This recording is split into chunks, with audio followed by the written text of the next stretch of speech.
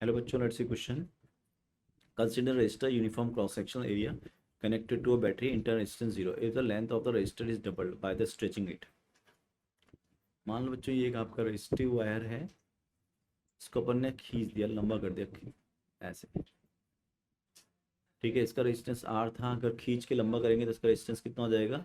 4R, क्योंकि stretching case में resistance directly proportional होता है स्क्वायर ऑफ लेंथ के. तो 4R रेजिस्टेंस हो गया. तो पहला क्या होता है? Current becomes 4 times. अब करंट क्या हो जाएगी आपकी? V/R. तो R आपका 4 टाइम्स हो गया, तो करंट जो हो जाएगी I/4. 4 टाइम्स कम हो जाएगी. द इलेक्ट्रिक विल बी, ये तो गलत हो गया. The electric field in the wire will become half. अब देखो, आपने ई अगर अपन देखें तो अपन ने बैटरी तो वही लगाई है. अगर अपन बैटरी वही लगाएंगे तो इलेक्ट्रिक फील्ड क्या होगा अंदर? E is equal to V/D या V/L. तो E जो होगा वो होगा आपका V/L. तो E is proportional to 1/L. अब आपने L कितना कर दिया? खींच के डबल कर दिया, तो इलेक्ट्रिक फील्ड आधा हो जाएगा.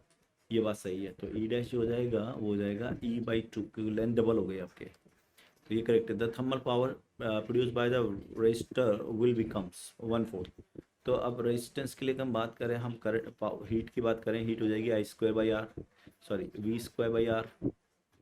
ठीक है, और R 4 टाइम्स कम हो गया, तो हीट H डैश जो हो जाएगी वो 4 टाइम्स हाई हो जाएगी.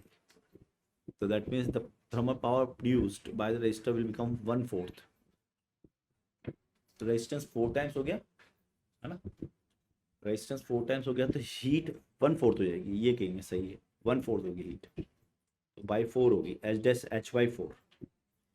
एच डैश जो होगा वो होगा आपका H/4. ये सही है, H/4. तो ये भी सही है. Third question, the product of the current density and conductance will become half.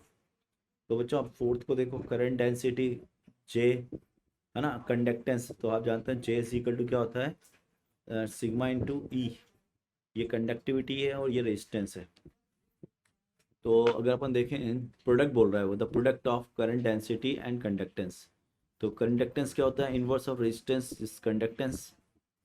Inverse of resistance this is conductance. तो J हो गया आपके पास I इंटू एरिया, और इनवर्स रेजिस्टेंस को हम लिख देंगे यहाँ से. तो J तो हो गया आपके पास, J तो हो गया करंट डेंसिटी इंटू कंडक्टेंस, यानी कि 1 अपॉन रेजिस्टेंस. इसका देखेंगे तो J कितना हो गया आपके पास? I and divide by of area, है ना. J divide by I into area and that is equal to 1/R. और V is equal to IR. तो मैं इसको ऐसे लिख सकता हूँ, V is equal to IR. तो I is equal to V upon R. तो ये हो जाएगा V/R² इंटू एरिया. ठीक है, एरिया तो आधा हो गया, रेजिस्टेंस 4 टाइम्स हो गया बच्चों. तो ये जो प्रोडक्ट है, ये प्रोडक्ट कितना हो गया? प्रोपोर्शनल हो गया आपका 1/R² इंटू एरिया. तो एरिया आधा हो गया और रेजिस्टेंस हो गया 4 टाइम्स. तो 4 का स्क्वायर 16, तो 1/8 टाइम्स हो जाएगा ये. तो ये भी गलत है आपका. सेकेंड एंड थर्ड करेक्ट है. All the best.